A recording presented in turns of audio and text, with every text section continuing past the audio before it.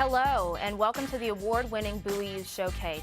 I'm your host, Kashara Clay, and today we will be talking to the co-owners of the only African-American-owned golf course located in Prince George's County. We'll be right back with our guests.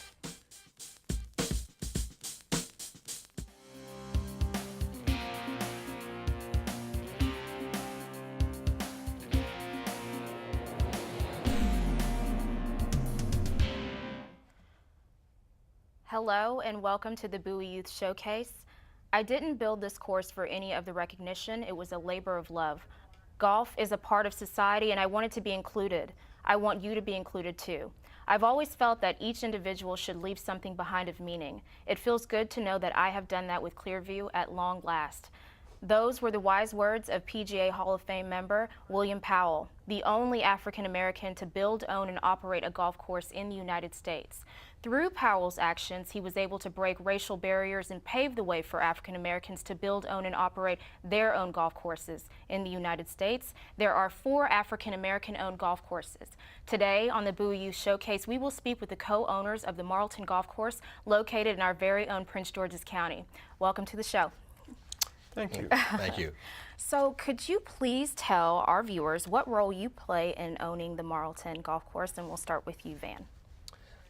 Like you said, I'm one of the owners. There are 4 owners altogether. I consider my role at the golf course as being on the business side. I'm a businessman by trade and by career. I see a lot of business opportunities in owning the golf course, and I'd like to bring that to our community and expose it to those who are interested in the particular business. Okay. And Henry, you? Well, in the Marlton, I sort of played the role as the chief financial officer and working on making sure that the financing of the business is moving in the right direction. Okay. Okay. So, Henry, could you tell our viewers the history of the Marlton? Well, the history of the Marlton is very interesting. We moved here in 1973 to Prince George's County, and the Marlton was actually built in the late 60s. And it was built as a 9-hole golf course. Okay. That golf course stayed as a 9-hole golf course until about the 1997, when the golf course was purchased by a developer by the name of Don Pleasance that purchased it. Turned it into an 18-hole golf course. But between the time of 1968 and 1980, the golf course operated as a 9-hole golf course. It went dormant for about 10 years.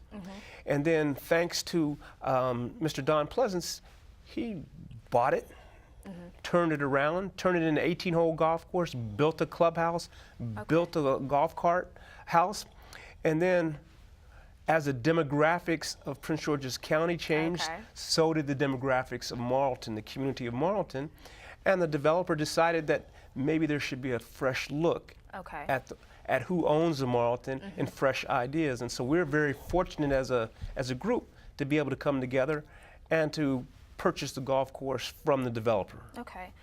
Van, you work in marketing, so what have you brought to the Marlton? Well, prior to taking ownership of the course, I had a real estate brokerage of my own. I ran that brokerage for 25 years, so I had background in buying and selling of real property, land. When I first, the possibility of owning a golf course was first presented to me, that was one of the first things I saw. 162 acres of land that I could possibly own and do something with. Did not have the idea of running a golf course. I just saw the possibility and the valuation of owning all of this land.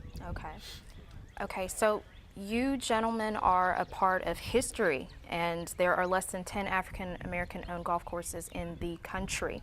So why aren't there very many owned black golf courses? And we'll start with you, Van. I would say that there are only a few black owned, and matter of fact, there's less than 5 black owners in the United States. That's probably been not a high interest in owning because, one, a lot of people think about the cost to own and operate a golf course. That's really not been a cultural, large interest in the sport itself. There are blacks, of course, who play golf and are interested in golf, but as far as taking it to the next level of ownership, that's not been something that I grew up with that was a talking point or interest in the community. So that probably led to the lack of interest and diversity and pursuit of ownership. Henry, what do you think? Well, I think it's just like Van said. It's first of all, there's a cost issue. Right. As minorities, getting over that cost issue is a very difficult one to be able to do. We were fortunate enough to have 4 of us that we pooled our resources Absolutely. and were able to do this as a team. The other issue is not the cost issue, but it's the lack of education about the golfing industry as a whole. We grew up playing baseball, basketball, and football, and that's what we were good at. And that's what we, as our parents brought us up, look for us to do.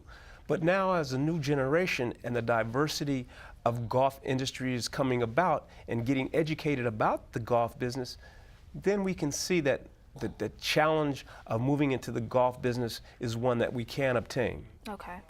How are you all changing that dynamic, and how are you changing the golf industry? And I'll start with you, Henry. Well, I think the biggest thing that we're doing is we're reaching out to the community and letting the community know that the golf business is something that anybody who has an interest and some time can be involved in. So I think that's our biggest asset that we have, is that we've opened it up to the entire community. And fortunately here in Prince George's County, our community is a diverse community. Right. How are you changing? How do you think the Marlton is changing the golf industry?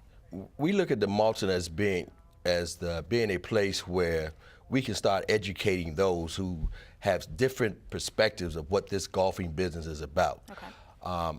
One of my objectives is, like I said, because of my business background, I'm looking deep into the business possibilities and opportunities and careers that can be brought to the attention of our community, to showcase that not only can you have fun playing golf, but there's a lot of business deals that are done at a golf course, so. Since this is an industry that is predominantly white, why would you guys want to own a golf course? And I'll start with you, Van. To be honest, that was not an interest of mine either, to own a golf course. It was actually a fate of luck by God that this opportunity came to me. I had been retired for a couple of years. I received a call from Henry to say, let's look at this golf course with me. It's up for sale. So when I did go out and look at it, a lot of visions and opportunities I saw. And so that motivated me. I'm always was a type of individual. I accepted a challenge. I like challenging myself, and I like pursuing new ideas. And so there it was, a golf course. And what about you, Henry? Well, I'm like Van. I had no idea of what entailed owning a golf course. And I didn't look at it from owning a golf course. I looked at it as 162 acres in the middle of a community that was surrounded by over 6,000 housing units. Prior to owning the golf course, I did some land development in Prince George's County. So that's really where my interest lied. So I looked at 162 acres. I said, quarter-acre lots going between $25,000 and $35,000 for a lot. And you do the math in your head, and you see that's a lot of money. Right. And you say, wow, this is an opportunity that we can't pass up.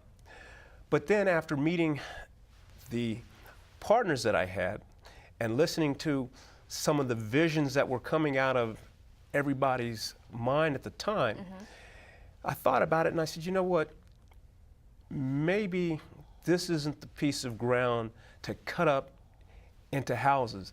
Maybe the better use of this is to give some opportunity to some youth that have never played the game of golf, and use this property as a vehicle to help educate our youth, an opportunity to give them jobs that they may not have. And so that far outweighed the monetary aspect of cutting up a piece of land. There's plenty of land in Prince George's County that we can do land development on, but there's not plenty of golf courses that we can use to educate our youth, train them in a industry and a sport that may not have been open to them before. Since golf is a predominantly white sport, how do you market that to African Americans? And I'm going to hand that question to you since you have a background in marketing. Just like you market anything else. You put in front of them the information that they need to hear, you explain and try to answer their questions, and you show them why that they should be interested. You show them from the aspect that, one, you can have a lot of fun. Two, you can make a lot of money. And I don't care what ethnic group you may be, if you're shown these possibilities, you're gonna find motivation. You're gonna find excitement. You're gonna find that interest. And once I get you interested, then I have you as someone who will be interested in coming to the Marlton Golf Course.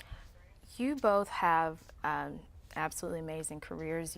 Your career in real estate, your career in the military. You could have gone anywhere. Why is Prince George's County so significant to you? And I'll give that to you, Henry, first.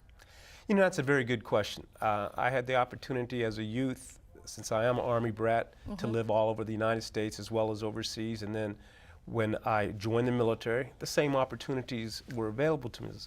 So I saw the difficulties that other countries have. And I'm just going to tell you, the United States is the best country in the world by far. The opportunities that are here in the United States are exceptional. But the opportunities that are in Prince George's County for minorities are even greater than most areas throughout the United States. Okay. I went to high school here and then went off to New York to college.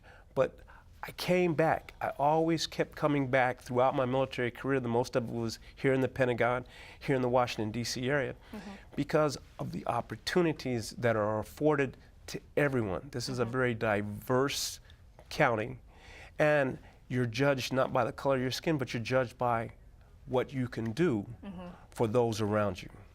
And Van, why is Prince George's County so significant? Why come back? Well, I've lived in Prince George's County since 1970. Okay. I graduated from high school here, Largo High School, got married in Prince George's County, raised my kids in Prince George's County, had my grandkids here in Prince George's County. So I have a lot of interest. And during those years of living here in Prince George's County, I've seen a lot of opportunities that were missed by individuals who either didn't know, were afraid to take that opportunity and use it. So when I had this opportunity, I said, this is a way for me to give back. I've been blessed with a lot of, things come my way, and opportunities and blessings have come my way, through the county, being involved in the county. So here's an opportunity for me.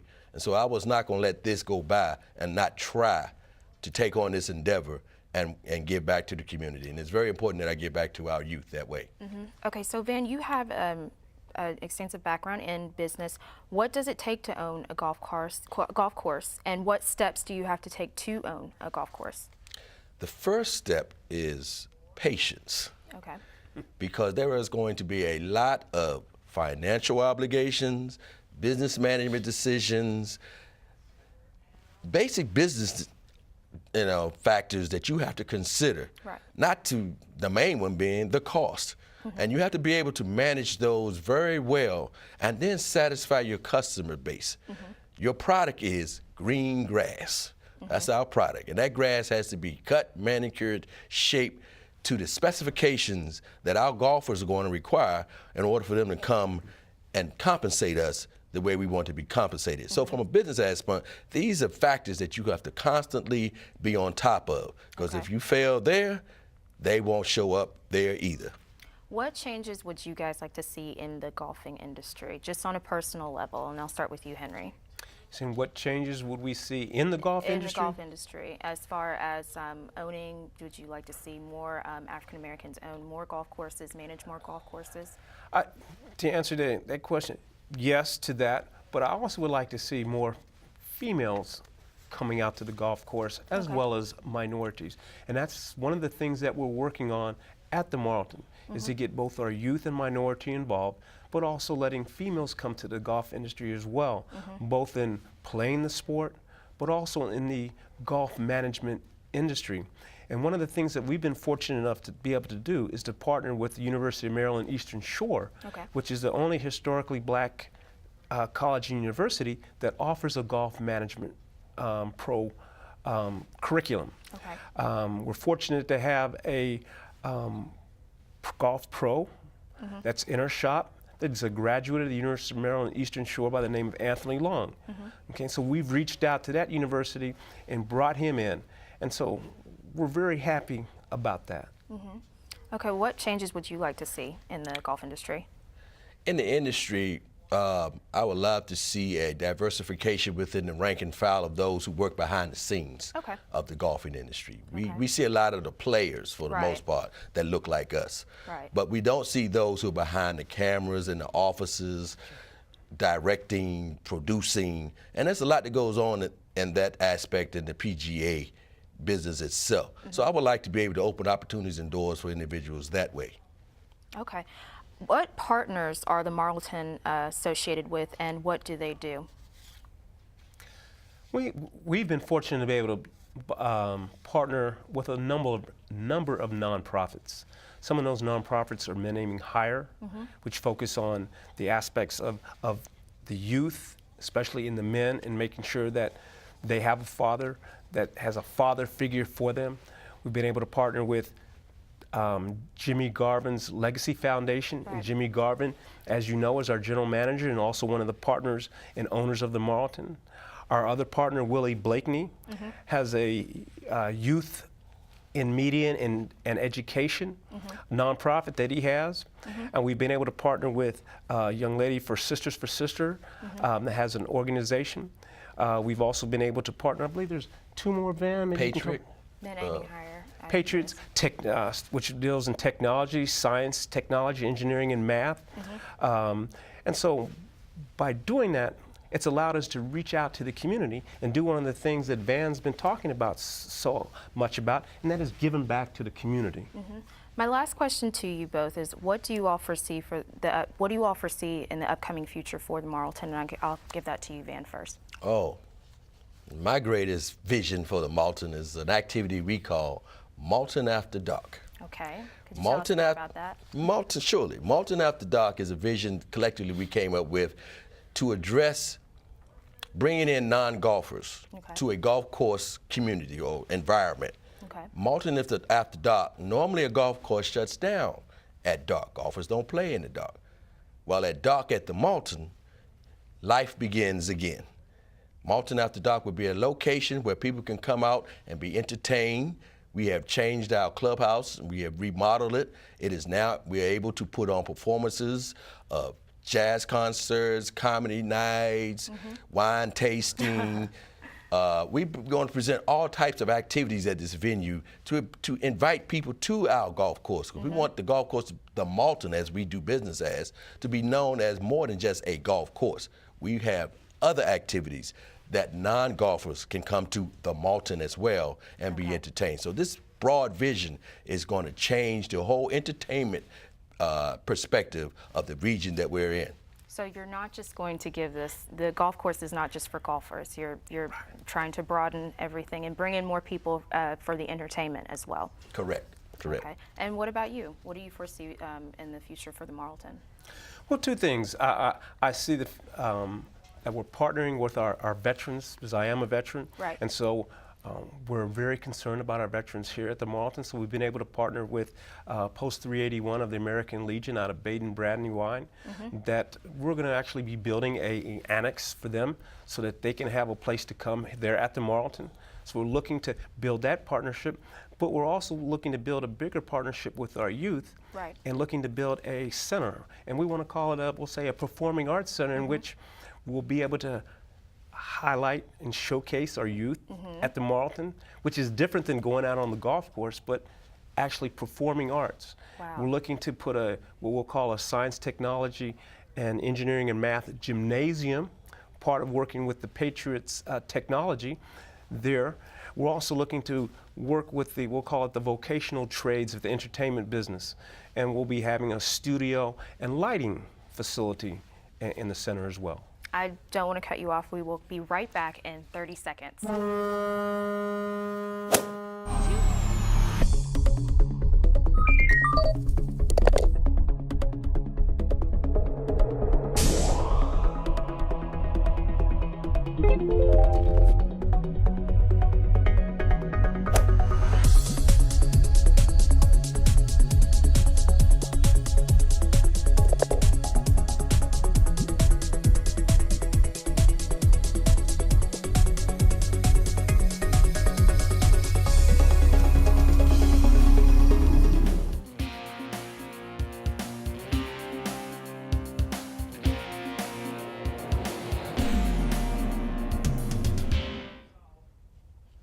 Okay, so when we left off, the question that I had before asking you, before we got into talking about Marlton After Dark, were the partnerships that were with the Marlton. And you were actually telling me during the break that you have a nonprofit organization. Could you tell our audience about that? Yes, there's one that I'm really proud about, and that's called Golf Now, My Future, My Game. Okay. It's a nonprofit that's specifically focused on opening up the golf industry and the golf business to both women and minorities. Okay.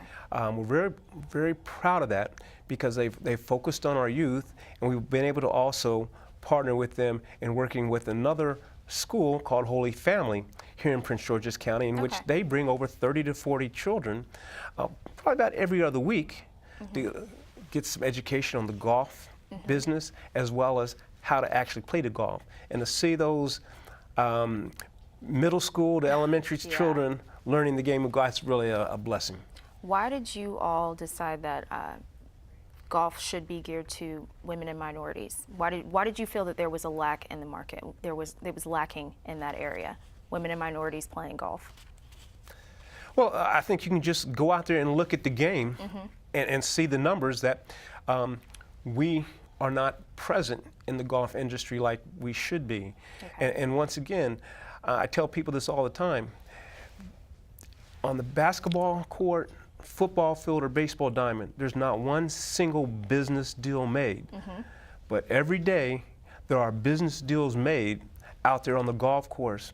And we as minorities need to realize that, and realize that you're out there on that golf course anywhere between 2.5 to 4 hours playing a game of golf in which you can talk with the other individual that's playing that game with you for that concentrated amount of time. And it's a great opportunity to fellowship, partnership, and create any type of business opportunity or business deal that you might imagine. Do you both feel that there's added pressure because there are so few African American owned golf courses? And I'll ask you, Van, first. I don't feel that there's added pressure, only the pressure that we will put upon ourselves to be successful at this endeavor. It requires us to be very, focused on what we're doing because it is a very intense business. It has a lot of variables that have to be considered, and you have to have a lot of expertise around you to make sure that all of your operations go the way that they should. We're very blessed to have a gentleman, one of our partners, Jimmy Garvin, who has over 30 years of experience in golf itself. So he brought a lot of that experience to us immediately. Otherwise, it would have been pressure trying to learn exactly what you're doing, why you're doing it, But having that blessing to have this gentleman here with all of that experience took a lot of pressure off of us. Now it's a matter of just focusing on customer satisfaction and business operations. And Henry, the same question to you. I don't believe there was any additional pressure. I think it's no more pressure in the golf industry than it would be if we owned another small business as minorities. There's always going to be that pressure to succeed. I think the pressure comes from when people look at us as minorities and say, you've got 4 minority men that have come together to own a business, whether it's golfing industry, whether it's a real estate industry, whether it's construction industry. That doesn't matter. It's the fact that we're 4 minority men in a small business, and most people look at you and say they're not going to succeed. But we're here today to say we will succeed, and we're going to succeed. We're going to succeed because of the help and the support that we're getting from the community and the residents here in Prince George's County. Okay, so how important is networking in the golf industry? And I'll start with you, Van. Very important. Like Henry mentioned, the golf location is a place of business. Anybody who's in business understands the value of networking. So we bring everybody to one location where they can not only have fun, but they can network. Networking done by individuals who come to our golf course is beneficial to us. Because if they come to do business, we're going to do business with them as well. We're going to introduce you to every facet that we have going on at the Marlton. That's business opportunities for us. So we are a hub for networking. Since you both are have been in Prince George's County for so long, you've grown up here, what changes have you seen in Prince George's County? And I'll give that question to you, Henry. I think the biggest change in Prince George's County has been the demographics. Okay. Demographics have changed in the county to one where you see a very diverse county. And you also see the wealth shift here in the county to where the wealth is found not in one specific demographic, but it's throughout the county: white, black, Asian, Hispanic, poor to the very rich. Right. And I think that's what makes Prince George's County such a strong county, but also such a county that is a challenge. Because we now have a golf course that we own that has to be receptive or inviting to everyone. So we can't just focus on one market, but we've got to focus on the entire market, the entire diverse population that we have in the county. Van, you have retired from a 35-year career in design engineering. It's very impressive. Founded a successful real estate brokerage firm, Van Jones Realty. You also teach the youth financial literacy and fiscal preparedness. And your motto is, dreams are the key. So could you explain to our audience why dreams are the key? Yes. Dreams are the key came to me when I was operating my real estate brokerage. And you need a key to open up a house door. So if you wanted to open up your door to your house, you had to dream, and you needed a key. So dreams are the key. And I felt that through all of my business career, that if I didn't have a dream or an aspiration, which was going to be the key to my success, Right. where was I going to go? I was just going to talk, but I wasn't going to take any action. So first I had to dream. I dream about the Marlton. I dream about the vision of the Marlton every day. And that's going to be the key to its success, because that's my goal and my aspiration in life. Henry, my last question is to you, and very, very quickly, could you give our viewers, our young viewers, what advice do you have in owning a successful business? I think the first thing in a successful business is you have to have a vision, and you have to be true to that vision. And once you have that vision, then you have to be willing to work. It's plain and simple as that. You have to be willing to work and put the time in to get that work accomplished. Thank you both for being here. Thank you, gentlemen, for speaking to our viewers about the sport of golf, the steps you took to own a golf course, the ways you were giving back to the community, and your advice to young African Americans who are interested in golf. I'm your host, Kashara Clay. I hope our audience at home has enjoyed today's show. See you next time.